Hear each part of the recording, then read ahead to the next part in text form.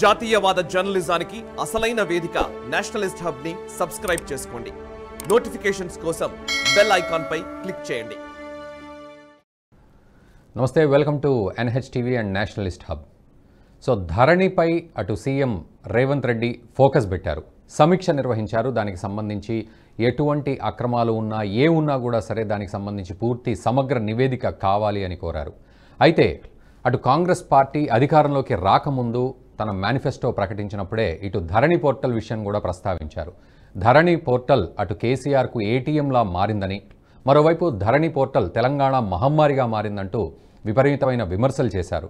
మేము కనుక అధికారంలోకి వస్తే ఖచ్చితంగా ధరణిని రద్దు చేస్తామన్నారు. మరోవైపు భూమాత అనే యాప్ని కూడా పోర్టల్ని కూడా తీసుకొస్తామని చెప్పడం జరిగింది. సో ఇప్పుడు నిజంగానే కాంగ్రెస్ పార్టీ అధికారంలోకి వచ్చింది.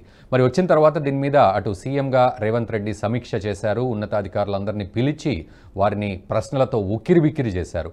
మరి రాబోయే రోజుల్లో ఏం జరగబోతోంది, మరి నివేదికలో నిజంగా ఇప్పటి వరకు చేసిన విమర్శలే ఆధారాలతో బయటికి వస్తాయా, లేకపోతే మరి ధరణి పోర్టల్ నిజంగానే ఒక అద్భుతమైన పోర్టల్ అనే విషయం బయటికి వస్తుందా? ఒకవేళ ఏమైనా తప్పొప్పులు ఉంటే వాటిని సరిదిద్ది మళ్ళీ ఆ పోర్టల్ని నామకరణం, కొత్తగా వేరే పేరుతో నామకరణం ఏదైనా చేసి ముందుకు తీసుకెళ్లే ప్రయత్నం జరగబోతోందా? అసలు ఈ సమీక్షలో ఏం జరిగింది, భవిష్యత్తు ప్రణాళిక ఏ విధంగా ఉండబోతోంది? మరోవైపు ఈ భూ సమస్యలన్నింటికీ కూడా శాశ్వత పరిష్కారం రాబోతోందా? రైతులకు సంబంధించి అటు భూస్వాములుగా ఉన్న రైతులకు లేదా కౌలు రైతులకు అందరికీ కూడా, అండ్ ముఖ్యంగా అసలు ఈ ల్యాండ్కి సంబంధించిన ఇష్యూస్ అన్నింటినీ కూడా క్లియర్ చేసే ప్రయత్నం జరగబోతోందా? ఇవన్నీ కూడా మనం కూలంకషంగా చర్చిద్దాం. మనతో పాటు ప్యానెల్లో ఉన్నారు ఇటు కాంగ్రెస్ పార్టీ నుంచి కత్తి వెంకటస్వామి గారు. వెంకటస్వామి గారు నమస్తే అండి, welcome to NHTV. And BRS నుంచి గంధం రాములు గారు ఉన్నారు. రాములు గారు నమస్తే అండి, welcome to Nationalist hub. And రాజకీయ సామాజిక విశ్లేషకులు మనం కోటేశ్వరరావు గారు ఉన్నారు. కోటేశ్వరరావు గారు నమస్తే అండి, వెల్కమ్ టు నేషనలిస్ట్ హబ్.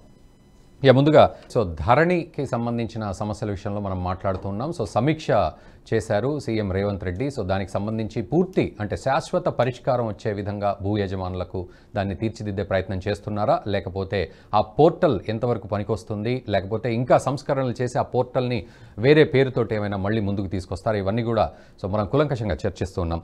అయితే వెంకటస్వామి గారు, సో మీరు అన్నట్లుగా అంటే ఒకసారి ఇండెక్స్ వైజ్ మాట్లాడుకుందాం. అంటే ఎటువంటి సమస్యలు ఉన్నాయి? ఇందాక మీరు అన్నారు గవర్నమెంట్ కాకుండా ఒక ప్రైవేట్ సంస్థకి అప్పచెప్పడం అనేది, ఆ తర్వాత డేటా బ్రీచ్కి వచ్చే అవకాశం ఉంది అనేది, తర్వాత 3 లక్షల డిస్ప్యూట్స్ ఏవైతే ఉన్నాయో అర్జెంటుగా వాటిని అడ్రస్ చేసే పరిస్థితి అన్నారు.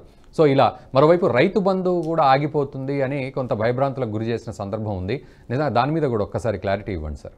ఆ ఛానలైజేషన్ దాంట్లో ఇప్పుడు మేము గుర్తించాల్సింది ఏంటంటే, మేము అంటే నేను నా వైపు నుంచి అయితే మా ప్రభుత్వానికి అయితే మా మేనిఫెస్టో కమిటీ శ్రీధర్ బాబు గారు వీళ్ళందరూ డిస్కషన్ ఇస్తున్నప్పుడు ఎవరు మన కోదండ రెడ్డి గారు కన్సర్న్ కాబట్టి కిసాన్ కాంగ్రెస్, సో వారి సమీక్షలో చర్చ జరిగింది.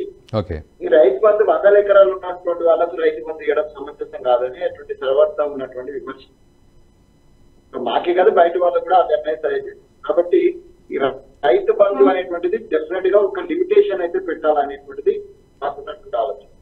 అయితే ఆల్రెడీ రైతు బంధు అనేటువంటి దానికి ఒక లిస్ట్ అయితే ఉంది. ఇప్పుడు ఈ లిస్ట్ కున్న ధరణికి అసలు ఏం సంబంధం లేదు.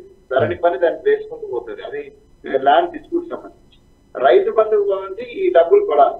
ఇప్పుడు ఈ డబ్బులు పడే దాంట్లో అది తీసుకువేసేస్తే ఇప్పుడు ఏమన్నట్టుగా 100 ఎకరాలలో కూడా వస్తాయి. మల్లారెడ్డి గారికి కూడా వస్తుంది, నిరంజన్ రెడ్డి గారికి కూడా వస్తుంది, కేసీఆర్ గారికి కూడా వస్తుంది.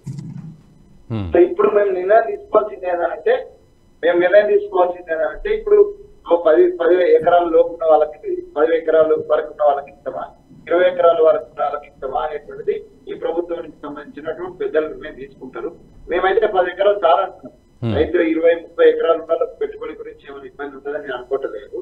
సో అది ఒక లిమిటేషన్ అయితే కంపల్సరీ అని నేను భావిస్తున్నాను. సో దాన్ని ఫస్ట్ చేస్తాం కాబట్టి దీనికి రైతు బంధుకు ధరణికి అసలు ఏం సంబంధం లేదు. ఇప్పుడు ధరణి ఉన్నటువంటి దాంట్లో డెఫినెట్ గా ఇప్పుడు ధరణి అనే పేరు అయితే పోతుంది సార్, దాంట్లో డౌట్ ఏం లేదు. డెఫినెట్ గా మేము కొత్త పోర్టల్ యొక్క పేరు మారుస్తాం. రెండవది మేము గవర్నమెంట్ హ్యాండ్ అవుట్ చేస్తాం.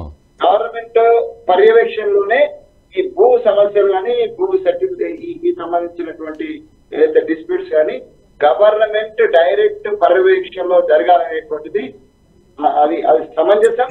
నేనైతే పర్ఫెక్ట్ నేను డిమాండ్ చేస్తున్నా. ఇప్పుడు 1 సంవత్సరం తీసి కొత్త సంవత్సరం ఇస్తే దాని వల్ల కూడా ఉపయోగం ఉంటుంది. కాబట్టి ఇమ్మీడియట్ గా గవర్నమెంట్ యాక్టివేట్ చేసుకొని గవర్నమెంట్ పర్యవేక్షణలోనే, ప్రత్యక్ష పర్యవేక్షణలోనే ఈ పేరు కంపల్సరీ మారుతుంది. తర్వాత ఈ డిస్ప్యూట్ లేని వాటిని మేమేమో దాన్ని మళ్ళా తోడేటువంటి అవసరం కూడా లేదు. దానికి సమయం వృధా అవుతుంది, శ్రమ వృధా అవుతుంది. కాబట్టి డిస్ప్యూట్ లేనటువంటి వాటి గురించి we are least bothered and we are not suppose bother it. So we bothered about the 6 lakhs dispute. దాంట్లో టెక్నికల్ చెప్పిన కదండి, చాలా టెక్నికల్ మిస్టేక్స్ ఉంటాయి. అసలు పేరులో ఇంటి పేరు తప్పు వచ్చింది, లేకపోతే ఇనిషియల్ తప్పు వచ్చింది మార్చడానికి కూడా గవర్నమెంట్ సిస్టమ్ లో అది వాళ్ళ కంట్రోల్లో లేకపోవడం అనేటువంటిది అక్కడ ఎంఆర్ఓ కానీ లేకపోతే జాయింట్ కలెక్టర్ లెవెల్లో కూడా వాళ్ళ కంట్రోల్ దానిలో ఉన్నటువంటి ఒక పెద్ద సమస్య. సో దీన్ని డెఫినెట్ గా అటెండ్ చేయాలి. దాన్ని అటెండ్ చేసి మేము చెప్పినట్టుగా మాత్రం పేరుతుంటే పోర్టల్ ఉంటుంది. But that is under the control of the government. అంటే వెంకటస్వామి గారు, అంటే పోర్టల్ రద్దయ్యే పరిస్థితి ఏమైనా ఉంటుందా?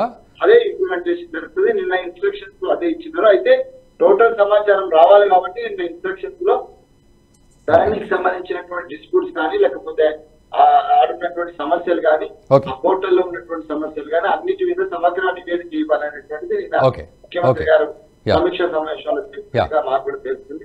సో అదే ఏదైతే అనుకున్నామో దాని ప్రకారం సమీక్ష అయితే జరగాల, కంప్లీట్ రిపోర్ట్ రావాలా.